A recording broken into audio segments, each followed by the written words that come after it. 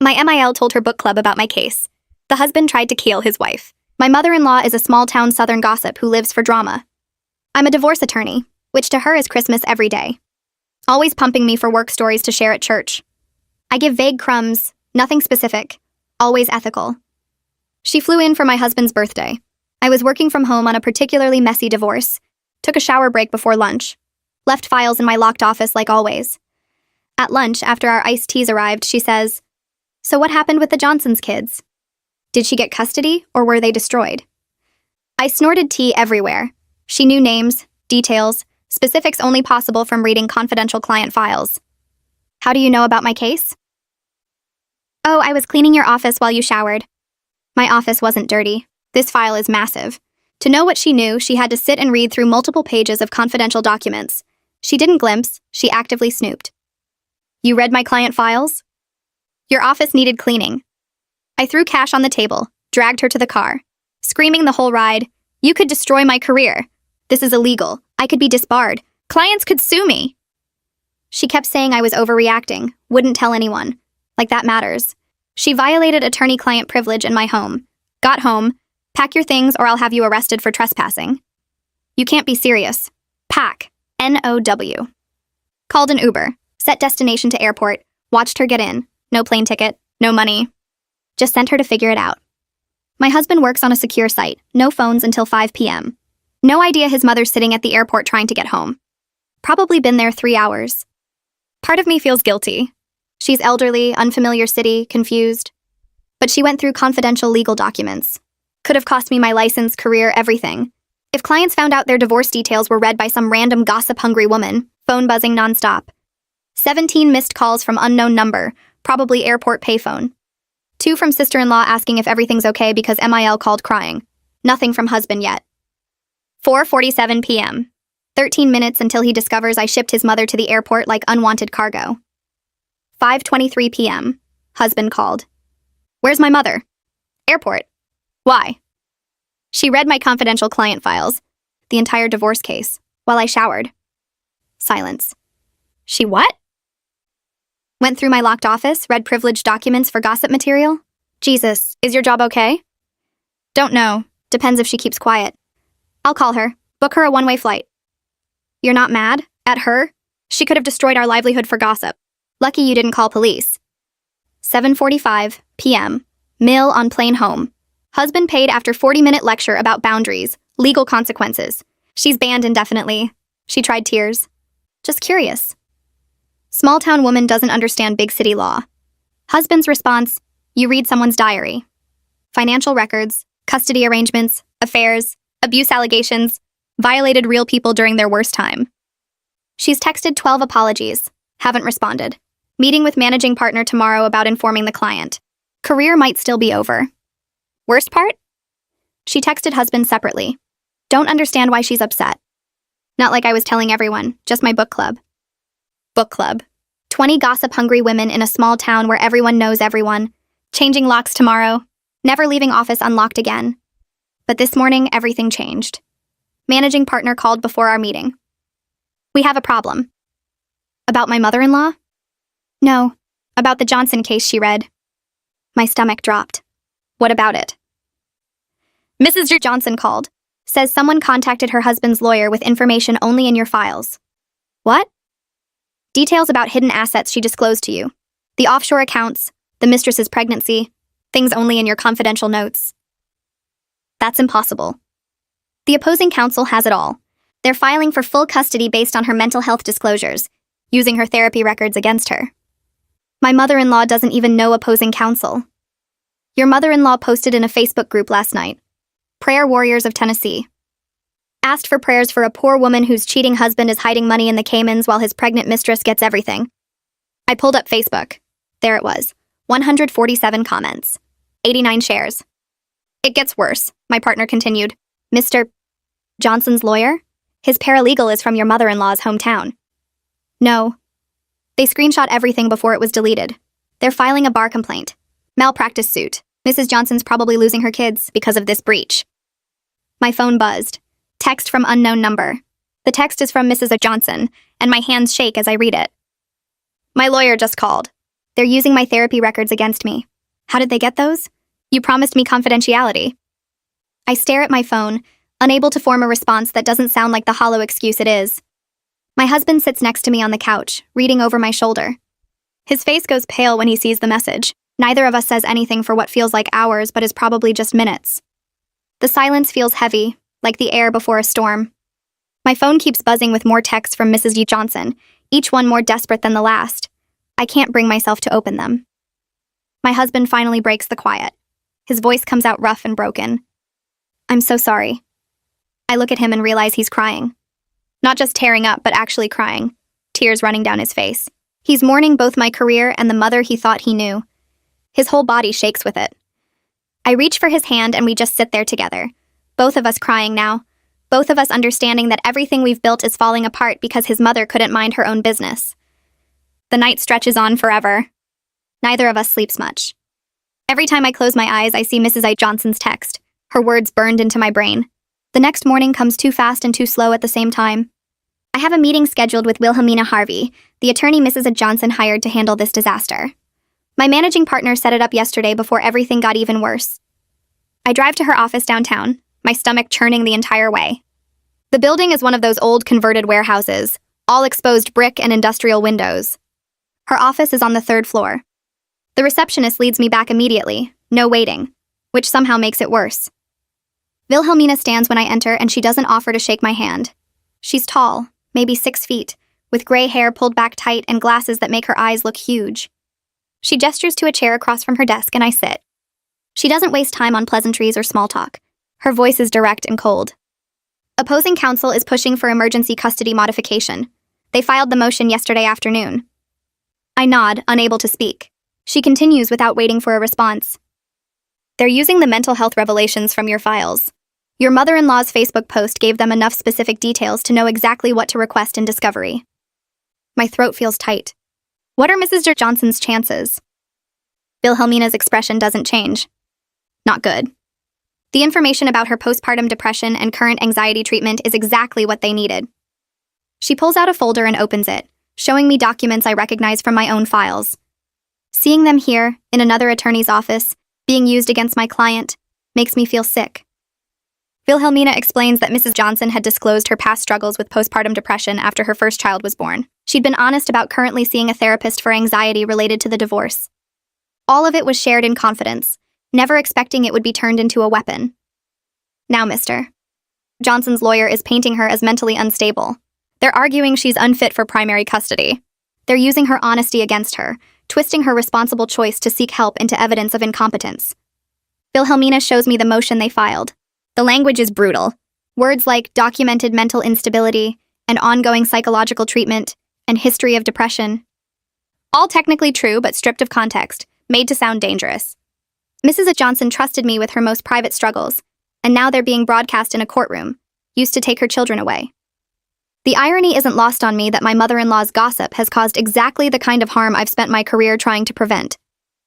I lean forward, desperate to help somehow. I'll testify. I'll explain exactly how the breach occurred. I'll take full responsibility. Wilhelmina shakes her head before I finish speaking. Her voice stays flat and professional. That won't help. I start to argue, but she cuts me off. Your testimony will make things worse. You'll be highlighting how carelessly the information was handled in the first place. The words hit like a physical blow. She's right. Me getting on the stand and explaining that I left confidential files in an unlocked room, that I trusted my mother-in-law not to snoop, that I failed to protect my client's most sensitive information, that won't help Mrs. Johnson. It'll just underscore how badly I failed at my most basic duty. Wilhelmina closes the folder. The best thing you can do for Mrs. Johnson now is stay away from this case entirely. Let me handle the damage control. I nod, knowing she's right but hating it anyway. Walking out of her office feels like walking away from a car accident I caused, leaving someone else to deal with the wreckage. That afternoon, my phone rings. Unknown number. I almost don't answer, still shaken from the meeting with Wilhelmina, but something makes me pick up. It's Mrs. Johnson. Her voice sounds completely different from the last time we spoke. All the energy is gone. She sounds exhausted, beaten down, like someone who hasn't slept in days. Why? Just that one word, but it carries so much weight. I brace for anger, for yelling, for the rage I know I deserve. Instead, there's just this tired, broken question. Why did this happen? Why did I let it happen? Why did I fail her? I try to explain about my mother-in-law, about the locked office, about not knowing she would violate that boundary. The words sound pathetic even as I say them. I trusted the wrong person in my own home. It's the only honest answer I have. Mrs. Johnson is quiet for a long moment. When she speaks again, her voice cracks. I trusted you. Those 3 words destroy me more completely than any angry tirade could. She trusted me with her secrets, her fears, her vulnerabilities. She told me things she hadn't told anyone else. And I let those things get stolen and used against her. The silence stretches between us, heavy with everything we can't say. Mrs. Johnson starts talking again, her words tumbling out in a rush. Her kids are confused and scared about the sudden custody hearing. They don't understand why they might have to move, why everything is changing so fast. Her ex-husband is using this chaos to paint her as the villain. He's telling them that mommy caused all this trouble, that mommy's problems are why their lives are being turned upside down. He's twisting the narrative, making himself the stable parent, and her the unstable one. The pain in her voice when she talks about her children makes me feel physically sick. My stomach churns, and for a moment I think I might actually throw up. These are real kids, real lives being damaged because my mother-in-law couldn't resist reading other people's private business. Mrs. Johnson describes her daughter asking why daddy's lawyer knows about mommy's doctor visits. She describes her son crying because he doesn't want to live at daddy's house with the new girlfriend. I close my eyes, but I can still hear every word, each one cutting deeper. When she finally hangs up, I sit in my car in the parking lot and cry until I can't anymore. I need to understand exactly how this happened, need to document the chain of events for the bar investigation that's definitely coming. I call Rosa McKee, a private investigator I've worked with on several cases over the years. She's good at tracing information, following digital trails, connecting dots that seem unconnected. I explain the situation, leaving nothing out. Rosa listens without interrupting, and when I finish, she says she'll start immediately. Her voice is businesslike, professional, but I can hear the concern underneath. She knows what this means for my career. She knows how bad this is. I give her access to the Facebook screenshots, my mother-in-law's profile, everything I have. Rosa promises to call as soon as she finds anything.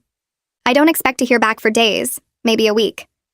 This kind of investigation takes time, requires careful work, involves tracking down connections that aren't obvious.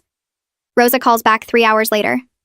I'm sitting at home staring at my computer screen without really seeing it, when my phone rings. She's found the paralegal who screenshot my mother-in-law's post.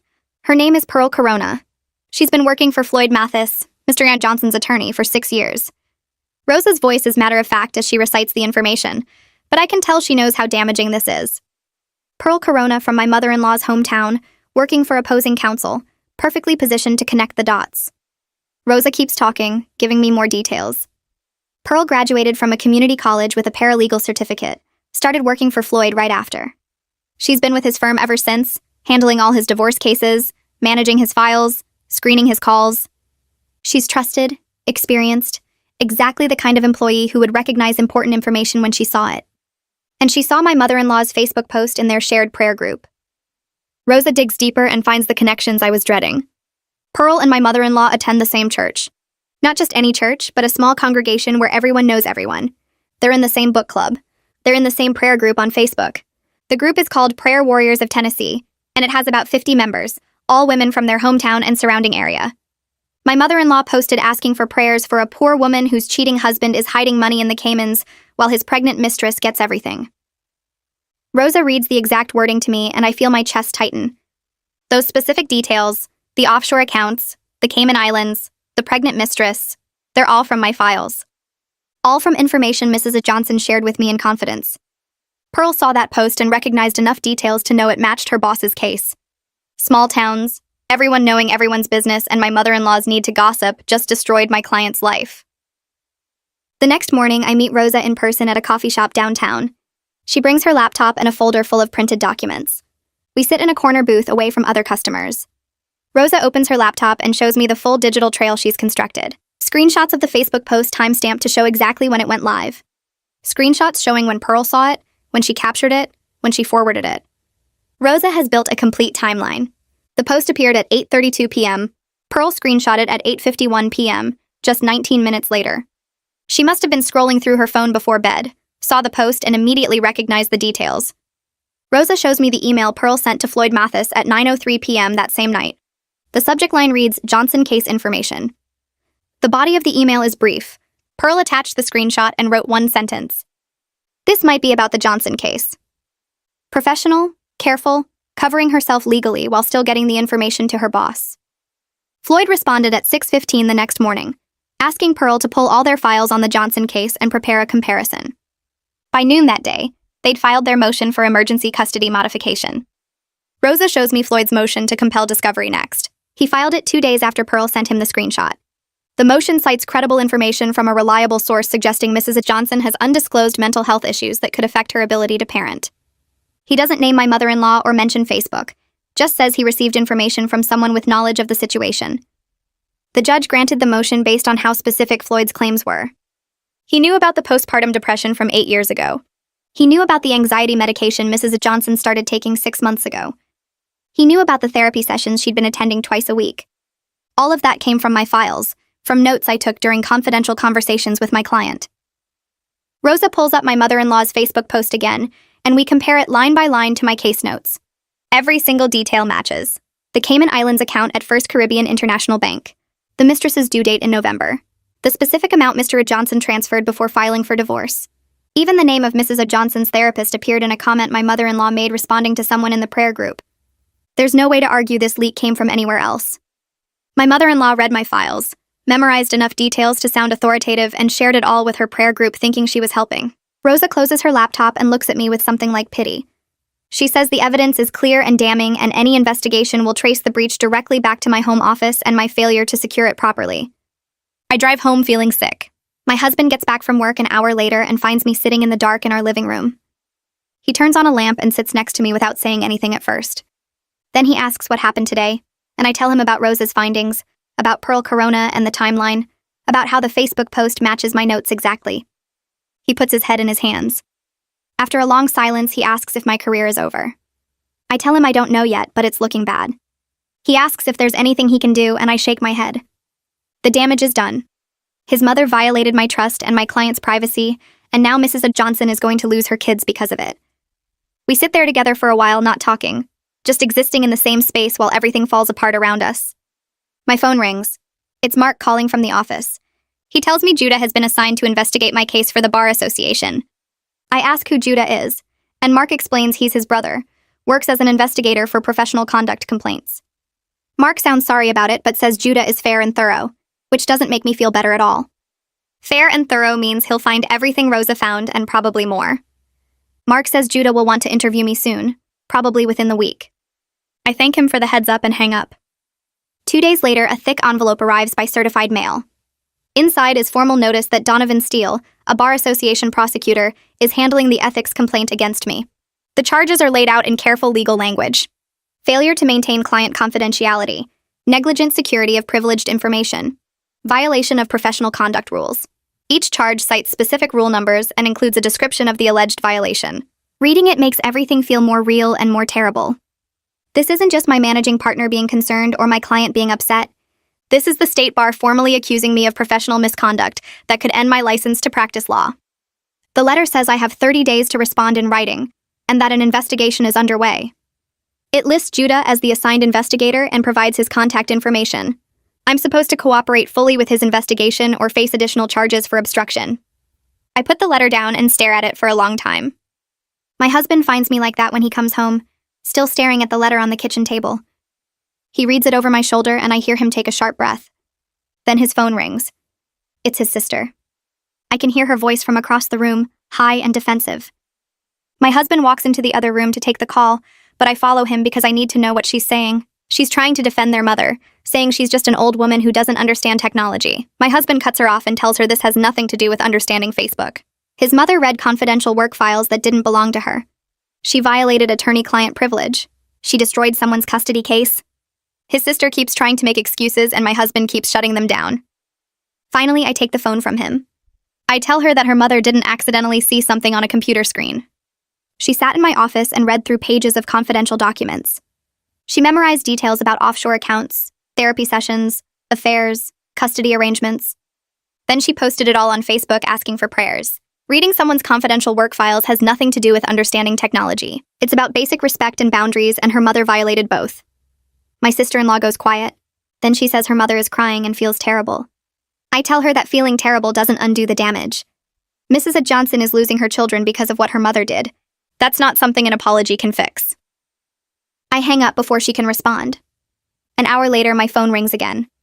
This time it's Elias, my sister-in-law's husband. He sounds calm and reasonable, like he's trying to be the peacemaker. He says he understands we're upset, but maybe we could all sit down and talk this through. He offers to mediate between us and my mother-in-law, help us find some common ground. I tell him there's nothing to mediate.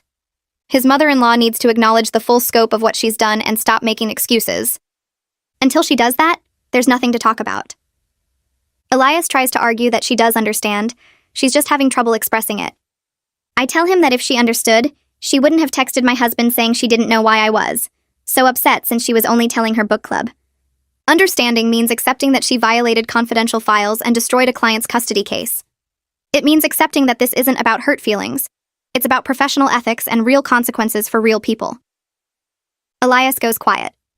Then he says, maybe we all need some time to cool down. I tell him time isn't going to change the facts or fix what's been broken. I hang up. That night I don't sleep. I lie in bed staring at the ceiling, replaying everything in my head. The next morning, I call a therapist named Kara, who was recommended by a colleague. I tell her I need to see someone because I'm not sleeping and having panic attacks about my career ending. She has an opening that afternoon and I take it. Her office is in a quiet building downtown. She's maybe 50, with gray hair and kind eyes. I sit on her couch and everything comes pouring out. My mother-in-law reading my files, the Facebook post, Mrs. Johnson losing custody, the bar complaint, the malpractice suit, the feeling that everything I've worked for is crumbling and there's nothing I can do to stop it. Kara listens without interrupting. When I finish, she asks me what I'm feeling right now. I tell her angry, scared, guilty, all of it at once. She asks me to separate those feelings and look at each one. The anger is at my mother-in-law for violating my trust in my office. The fear is about losing my license and my career. The guilt is about Mrs. Johnson and her kids. Kara helps me understand that I can take responsibility for my part, while still recognizing I was violated by someone I trusted. She says I made a mistake leaving my office unlocked even briefly, but my mother-in-law made a choice to snoop through confidential files. Both things can be true at the same time. Over the next few sessions, Kara keeps asking me questions that make me think deeper about what's happening. She asks what I'm most afraid of. At first I say losing my job, but she pushes me to go deeper. I realize it's not just losing my job, but losing my identity as someone who protects vulnerable people. I became a divorce attorney because I wanted to help people during the worst time of their lives. I wanted to be the person they could trust with their secrets and their fears. My mother-in-law turned me into the person who hurt my own client. She took my identity as a protector and twisted it into something harmful. That's what I can't forgive. Kara helps me see that my identity isn't destroyed, it's damaged, and there's a difference. I can rebuild trust. I can take better precautions. I can learn from this and become even more careful about protecting client information. But first I have to accept what happened and stop trying to undo it in my mind. The damage is done. Mrs. Johnson's custody hearing is coming up, and there's nothing I can do to change the outcome now. The hearing happens on a Wednesday morning. I'm not there because Wilhelmina told me my presence would only make things worse. I stay home and wait for the phone to ring. It rings at 2 p.m. Wilhelmina's voice is flat when she tells me the results. Mrs. Johnson lost primary custody. She now has supervised visitation only, pending a full psychological evaluation that could take months. The judge ruled that the undisclosed mental health issues combined with the chaos of the leaked information suggested instability that needed to be addressed before she could have unsupervised time with her children. Wilhelmina says Mrs. Johnson sat in the courtroom and cried while the judge read the ruling. Her ex-husband looked smug. His lawyer looked satisfied. The whole thing was over in less than an hour. Years of Mrs. Johnson documenting her husband's affairs and hidden assets, all the work we did building her case, all of it destroyed because my mother-in-law couldn't resist gossip. I thank Wilhelmina for calling and hang up. Then I sit on my couch and stare at nothing for a long time. The next day, I get an email from Wilhelmina with an update. Mrs. Johnson's kids are moving in with their father and his pregnant mistress this weekend. The exact scenario Mrs. Johnson was trying to prevent is now happening because of my mother-in-law's Facebook post. Everything she worked to protect them from, all the evidence she gathered about her husband's deception and financial hiding, none of it mattered in the end. The judge focused entirely on her mental health and decided she was the unstable parent. Her ex gets to play the responsible father while his mistress moves into the house Mrs. Johnson used to share with him. The kids will watch their father's new baby be born, while they're only allowed to see their mother for a few supervised hours each week. Wilhelmina says Mrs. Johnson is devastated but trying to stay strong for her children. She's starting the psychological evaluation process and hoping to get her custody back eventually, but it could take a year or more. In the meantime, her kids are living with the man who cheated on her and hid money from her, the man she was trying to protect them from. All because my mother-in-law read my files and posted about it on Facebook. The letter arrived 2 days later in a thick manila envelope. I opened it at my kitchen table while my husband made coffee and the words hit me like physical blows. Mrs. Johnson's malpractice attorney laid everything out in cold legal language. They were claiming damages for her custody loss, all her legal fees from the emergency hearings, ongoing therapy costs for her and the kids, and emotional distress. The number at the bottom made my hands shake. 6 figures, maybe 7 depending on how the custody situation played out long term. My husband read over my shoulder and went quiet. We both knew what this meant. Our savings would be gone. Maybe the house too if it went to trial and the jury felt sorry for her. Which they would, because any reasonable person would. I called our insurance company first thing and spent an hour on hold before talking to someone who could actually help. They transferred me 3 times. Finally got someone who reviewed our homeowner's policy and told me what I already suspected. Professional negligence wasn't covered. The policy protected us if someone slipped on our steps or if a tree fell on a guest. It didn't protect me from failing to secure confidential client files. I'd need professional liability insurance for that, which I had through the firm, but only for work done at the office, not for files I brought home. The insurance rep suggested I contact a personal attorney. My husband found someone that afternoon through a colleague at his work. We met with her the next morning at her office downtown. She was young, maybe 5 years out of law school, but came recommended. She reviewed the malpractice letter while we sat across from her desk. Her expression stayed neutral, but I could see her taking notes in the margins. She looked up after 10 minutes and asked about our assets. We walked her through everything. The house with about 40% equity, 2 car payments, retirement accounts we couldn't touch without penalties, savings that would cover maybe 3 months of the claim. She did some quick math on her calculator and pushed it across the desk so we could see. Even in a best-case scenario where we settled early and avoided trial, we were looking at draining everything liquid and probably taking out a second mortgage. She asked about my professional liability insurance, and I explained the work-from-home situation. She made a note and said that was going to be the central issue, whether I was acting within the scope of my employment when I brought files home. If yes, the firm's insurance might cover it. If no, I was personally liable for everything. She said she'd need to review my employment contract and the firm's policies on remote work. My husband asked what our chances were of winning if it went to trial. She was honest. Not good. Mrs. Johnson had documented harm, lost custody, legal fees, emotional trauma. A jury would sympathize with a mother who lost her kids because her lawyer's family member gossiped about her private life. The fact that I didn't personally leak the information wouldn't matter much. I was responsible for keeping it secure. She recommended we try to settle as quickly as possible, minimize the damage, and move on. But settlement still meant financial devastation. Just less of it. We left her office and sat in the car for a long time. My husband finally started the engine and we drove home without talking. That afternoon, Mark called. His voice was different.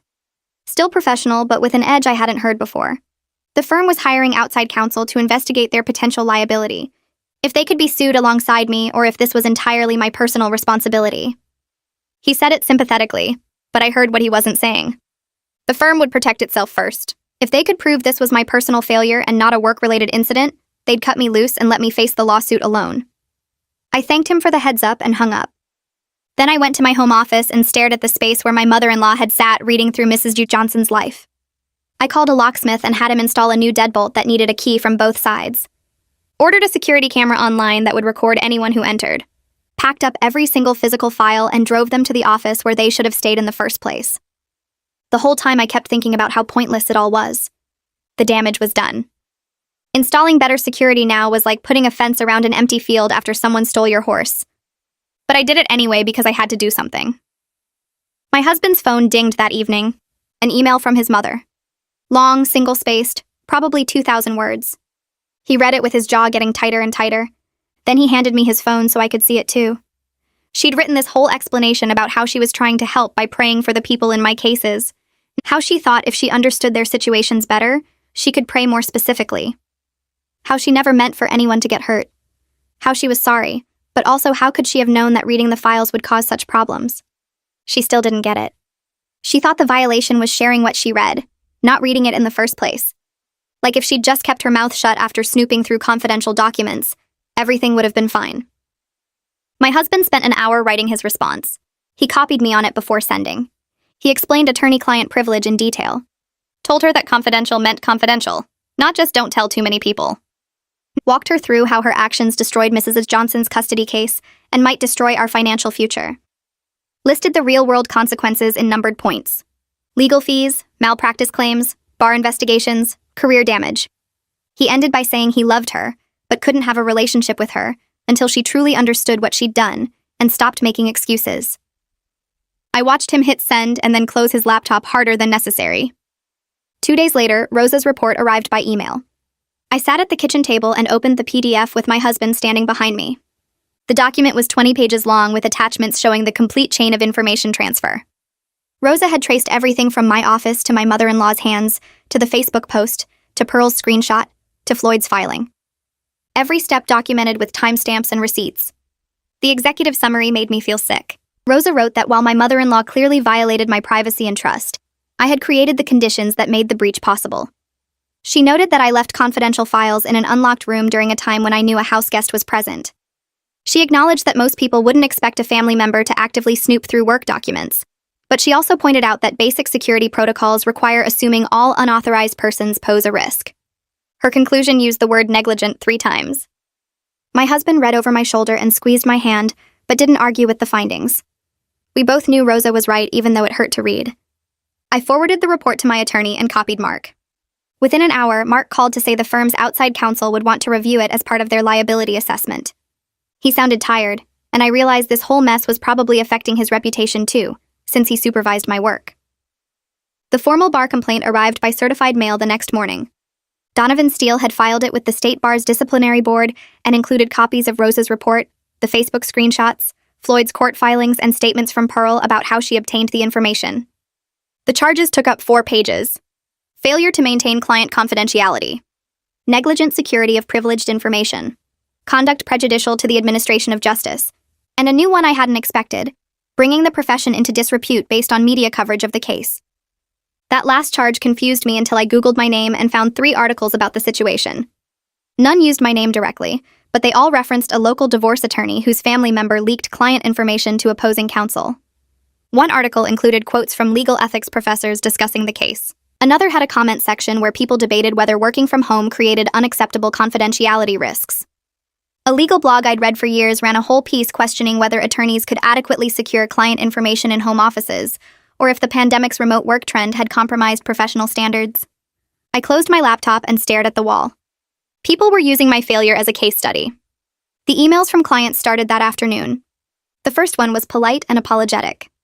A woman going through a contested divorce asked if it might be better for her to work with a different attorney given the current circumstances. She said she trusted me personally, but worried about how my situation might affect her case. The second email was more direct.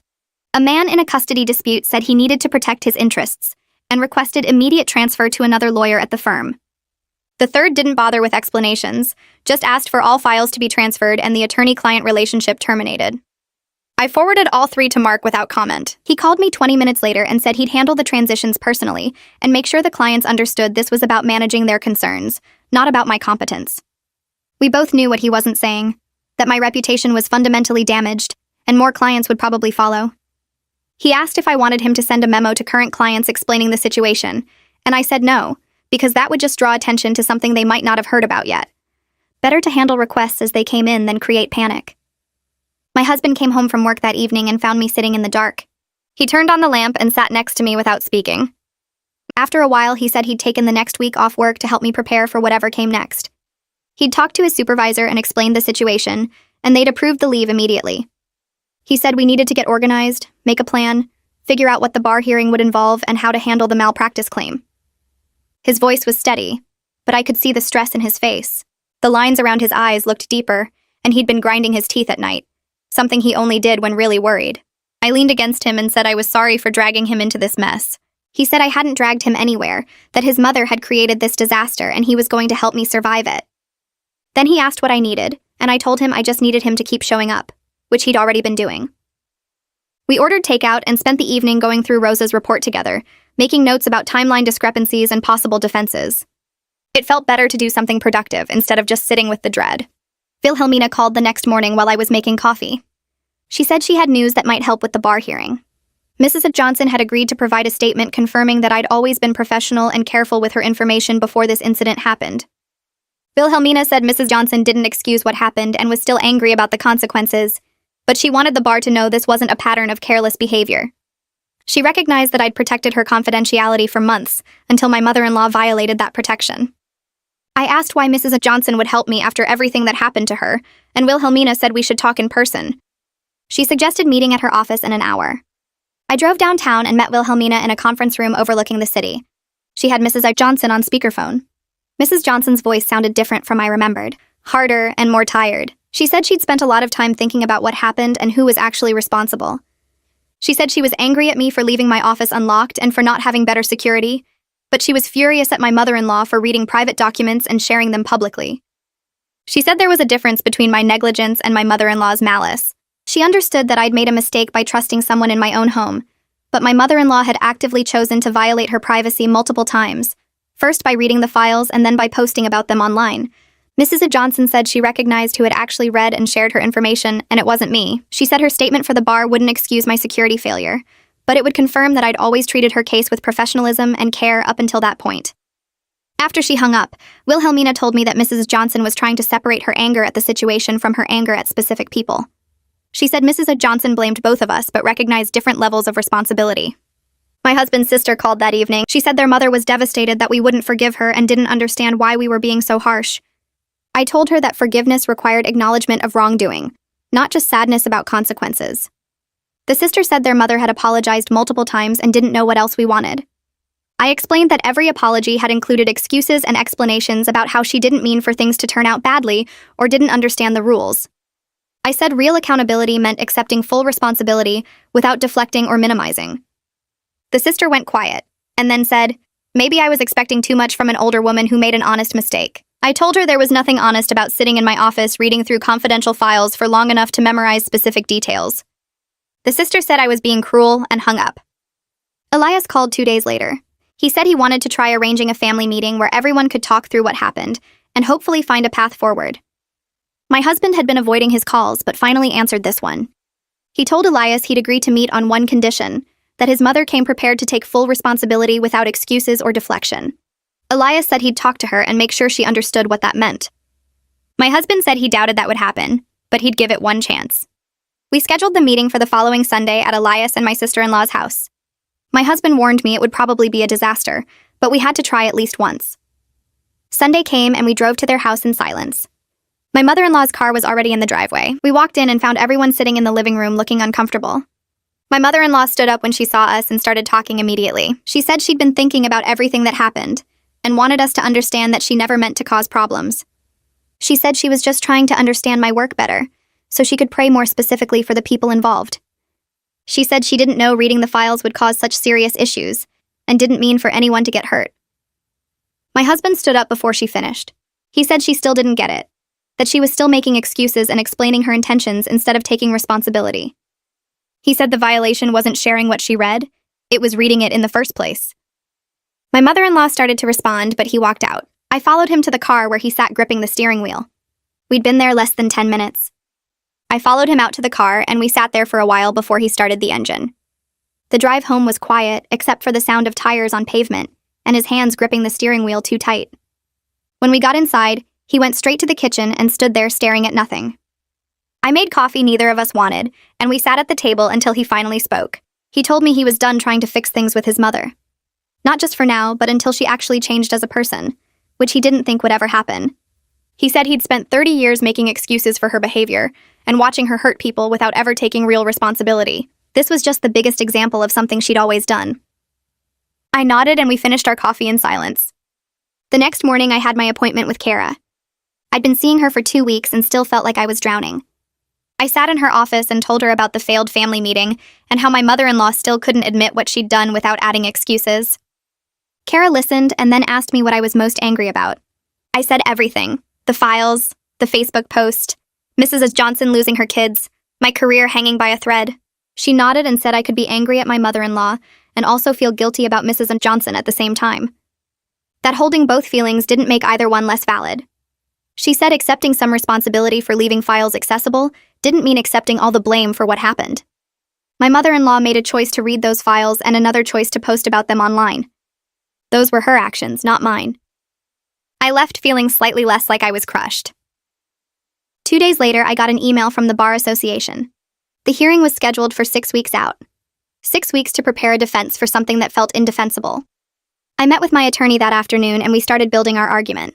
We were going with the angle that I'd taken reasonable precautions and that the breach resulted from an extraordinary violation of trust by a family member. My office was locked, the files were secure. I had no reason to believe someone I trusted in my home would actively snoop through confidential documents. My attorney said it was our best shot, but warned me the bar might not see it that way. They might argue I should have anticipated all household members as potential risks. 3 weeks before the hearing, Donovan's pre-hearing brief arrived. I read it twice and felt sicker each time. He argued that reasonable precautions must account for all household members, and that leaving confidential files in an unlocked room, even briefly, constitutes negligence. He pointed out that attorney-client privilege is absolute, and that any breach, regardless of how it occurs, demonstrates insufficient security measures. His argument was legally sound even if it felt harsh. He was doing his job, building a case based on facts and precedent. The fact that those facts might destroy my career was irrelevant to his legal reasoning. I started gathering character references the next day. I reached out to former clients, colleagues, judges I'd appeared before. Everyone responded quickly with letters emphasizing my professionalism and ethical standards. One judge wrote 3 paragraphs about my dedication to protecting client confidentiality in court proceedings. A colleague detailed how I'd once refused to discuss a case with her, even though we worked at the same firm because she wasn't directly involved. Former clients described how safe they'd felt sharing sensitive information with me.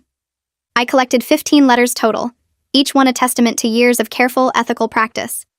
But I knew the bar panel would focus on this one catastrophic failure, not the hundreds of cases I'd handled properly before it. Mrs. Johnson's malpractice attorney called me directly 4 weeks before the hearing. Her voice was professional but cold as she laid out their demands. They wanted compensation covering Mrs. Johnson's legal fees from the custody battle, her therapy costs, and a substantial amount for loss of custody time with her children. She quoted a number that made my stomach drop. I told her I'd need to discuss it with my attorney, and she said they'd wait 1 week for a response before filing the formal lawsuit. My attorney spent 3 days negotiating with them. Every time he called with an update, the number got slightly smaller but stayed devastating. We finally reached a settlement that would wipe out most of my savings, but wouldn't force us to sell our house. I agreed to it because Mrs. Johnson deserved compensation, and fighting would only create more damage.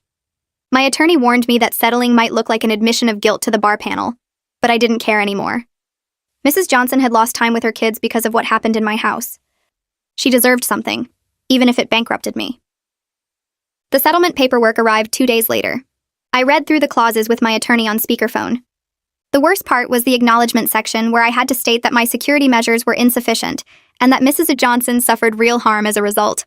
Signing it felt like carving out a piece of my professional identity with a dull knife. I was admitting in writing that I'd failed to protect my client, that my precautions weren't enough, that I was responsible for her suffering. My hand shook as I signed each page. My attorney witnessed it remotely and told me I was doing the right thing. I hung up and sat staring at the signed documents for an hour. 2 weeks before the bar hearing, a letter arrived addressed to me in handwriting I recognized. My mother-in-law had sent it directly instead of through my husband. I almost threw it away unopened, but curiosity won. She wrote that she'd been thinking about everything that happened and wanted me to know she was sorry. She said she was wrong to read my files and wrong to post about them on Facebook. She understood now that she'd caused serious harm to real people, and she took full responsibility for her actions. She hoped I could forgive her someday, but understood if I couldn't. The letter was 2 pages of what looked like genuine remorse without excuses or explanations. I showed it to my husband that evening and he read it twice before handing it back. He said it sounded like his sister wrote it, which told me everything about its sincerity. The timing was too convenient, coming right before my hearing when an apology from her might help my case. The language was too careful, too legally precise. My mother-in-law didn't talk like that. She talked in justifications and deflections and reasons why things weren't really her fault. This letter was written by someone coaching her on what to say to minimize her own liability. I filed it away, knowing I'd probably have to show it to my attorney, but feeling nothing about the words on the page. The bar hearing was scheduled for 9 a.m. on a Tuesday morning in downtown. I wore my most conservative suit and arrived 30 minutes early. The conference room was smaller than I expected, with a long table where 3 panel members sat reviewing documents, 2 women and 1 man. all attorneys with decades of experience. They looked up when I entered and gestured to the chair facing them. My attorney sat beside me and opened his briefcase. The lead panel member introduced herself and explained the process. I would testify first, then they'd hear from the investigator, then witnesses, then arguments from both sides. She asked if I understood, and I nodded. My throat felt tight. She asked me to describe what happened on the day my mother-in-law accessed the files. I walked through every detail. The shower, the locked office, coming downstairs to find her at lunch knowing things she shouldn't know. The panel members took notes. One asked why I kept files at home instead of only at the office. I explained I'd worked from home 2 days a week for 3 years without incident, that I had a dedicated office with a lock, that I followed all firm protocols for document security. Another panel member asked if anyone else had keys to my office. Just me and my husband, and he'd never gone in there without permission. The third panel member leaned forward and asked the question I'd been dreading. Had I considered that family members visiting my home posed a security risk to confidential information? I admitted I hadn't. My mother-in-law had visited before and never gone into my office. I'd trusted that a locked door and basic respect for boundaries would be enough. The panel member wrote something down that made my stomach hurt. Judah walked in carrying a thick folder and took the witness chair. He was professional and thorough as he presented his findings. He'd interviewed me, my husband, my mother-in-law, several people from her church, and the paralegal who screenshot the Facebook post. He'd traced exactly how information traveled from my files to the courtroom. His conclusion was careful but clear. I hadn't intentionally violated confidentiality, but I'd failed to adequately secure client information against reasonably foreseeable risks. He said family members accessing a home office wasn't unforeseeable, especially during visits. He said leaving confidential files in an unlocked room, even briefly, created unnecessary risk. He said my security measures were adequate for routine circumstances, but not sufficient for the heightened risk of having house guests. The panel members asked him several questions about whether I'd violated any specific bar rules. He said yes, the rules requiring attorneys to make reasonable efforts to prevent unauthorized access to confidential information. One panel member asked if he thought I was negligent or just unlucky. He paused before answering. Both, he said. Unlucky that my mother-in-law chose to snoop, but negligent in not anticipating that possibility and taking additional precautions. The words hit like a physical blow, even though I'd known they were coming. The screen at the end of the table flickered on, and Mrs. Johnson appeared via video conference. She looked tired and older than I remembered. The panel chair asked her to describe how the breach had affected her and her children. Mrs. Johnson spoke quietly but clearly. She said I'd been a good attorney who listened to her and fought hard for her interests. She said she'd trusted me completely with the most painful details of her marriage and her struggles. She said learning that a stranger had read about her therapy and her private fears felt like being violated all over again. She described the custody hearing where her ex-husband's lawyer used her own words against her. The panic attacks she'd disclosed to me in confidence, the medication she took for anxiety, the postpartum depression she'd worked through years ago. All of it presented as evidence she was unstable and unfit. She said her children now lived primarily with their father and his pregnant girlfriend. She saw them every other weekend instead of having them with her most of the time like before. Her voice broke when she talked about her daughter asking why mommy couldn't come to the school events anymore. 2 of the panel members looked visibly affected. One woman's expression hardened with what looked like anger, though I couldn't tell if it was directed at me or the situation. Mrs. Johnson finished by saying she didn't think I was a bad person, but that what happened had destroyed her family. The screen went dark and the room stayed silent for a long moment. Donovan took his turn and argued that the bar should suspend my license for at least 1 year. He stood at the end of the table and spoke directly to the panel. Confidentiality is the foundation of the attorney-client relationship, he said. Without it, clients can't trust their lawyers, and the entire legal system breaks down. He said my failure to secure client information had resulted in exactly the kind of harm the confidentiality rules are designed to prevent. A vulnerable person going through a divorce had her private struggles used as weapons against her. Her children had been removed from her primary care because I didn't take adequate precautions.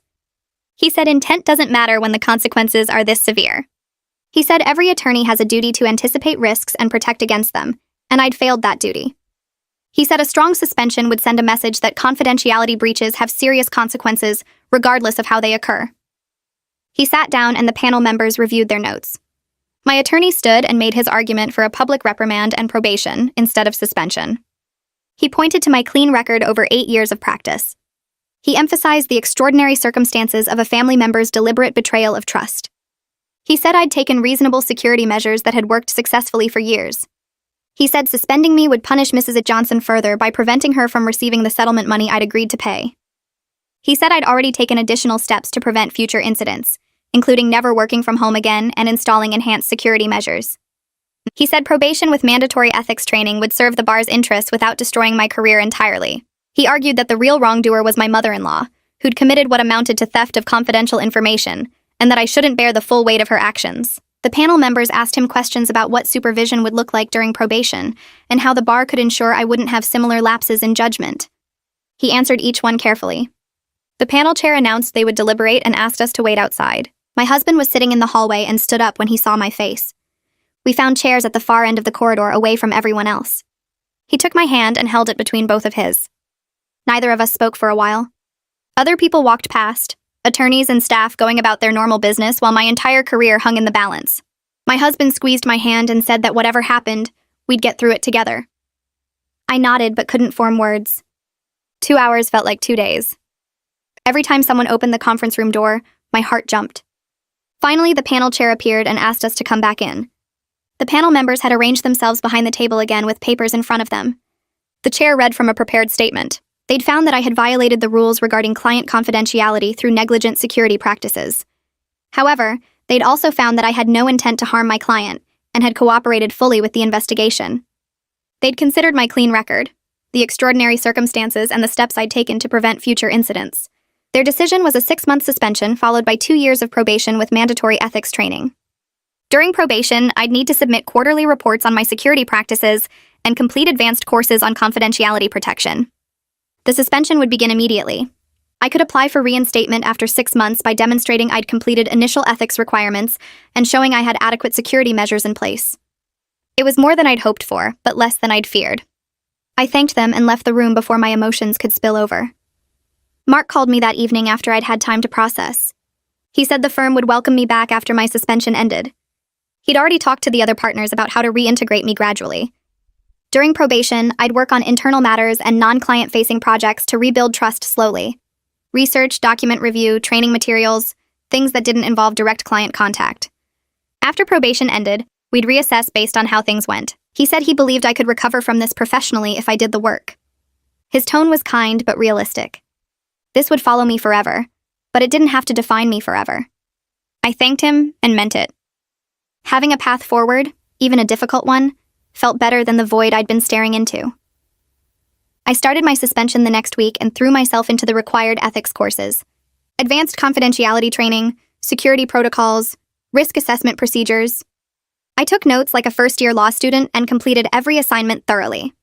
I also started volunteering with legal aid on non-confidential matters, helping with intake forms and basic paperwork that didn't involve accessing client files.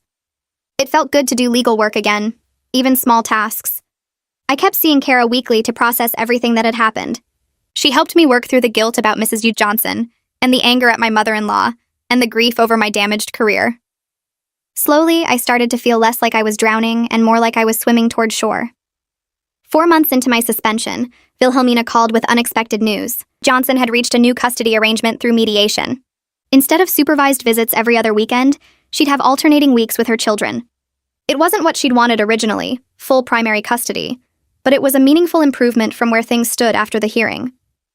Wilhelmina said Mrs. Johnson's ex-husband had agreed to the change after she completed her psychological evaluation, which showed she was stable and capable. The evaluator had noted that her anxiety was situational and related to the divorce, not a chronic condition that affected her parenting. Mrs. Johnson's kids would spend half their time with her again. Wilhelmina said Mrs. Johnson wanted me to know because she thought I'd want to hear that things had gotten somewhat better. I thanked her and sat with that information for a long time after we hung up. I sat down with my husband one evening and we drafted actual rules about his mother. No visits to our house, period. If we saw her at all, it would be at his sister's place or a restaurant with other family there. He wrote it out in an email to his whole family so nobody could pretend they misunderstood. His sister called within an hour, saying we were being cruel and his mother was devastated. My husband stayed calm and told her the boundaries weren't negotiable. She tried again 2 weeks later with the same argument. He gave her the same answer. His mother sent cards with long handwritten notes about how much she missed us and didn't understand why we were punishing her. He threw them away without reading past the first few lines. At Thanksgiving, we drove to his sister's house and his mother was there like we'd agreed. She tried to hug me and I stepped back. We stayed for 2 hours, ate dinner, made polite conversation, and left. She complained to his sister that we were cold and distant. He told his sister that was exactly how things would stay. 6 months passed and I went back to the firm. Mark gave me a small office near the library and assigned me to review discovery documents for other attorneys' cases. No client meetings, no court appearances, just reading through files and flagging relevant information. It felt strange being back, but not really back. I worked carefully and double-checked everything because I knew people were watching to see if I'd learned anything. Mrs. Johnson emailed me 3 months after I returned. She said her kids were doing better with the new custody schedule, and she wanted me to know she didn't blame me anymore. I wrote back thanking her and saying I was glad things improved. We've exchanged maybe 5 emails since then, always brief and polite. My husband and I are closer now than before all this happened. Going through something this bad together either breaks you apart or makes you stronger, and somehow we ended up stronger. My career will never be what it was before. Other attorneys are professional with me, but there's always this slight distance, this awareness that I'm the person who had the confidentiality breach. I've accepted that. I'm building something different now, something smaller and more careful. I installed a safe in my home office and I lock it every single time I step away. I never take calls about cases when anyone else is home. These things feel excessive, but they're necessary because I learned the hard way that trust isn't enough, and neither is being careful most of the time.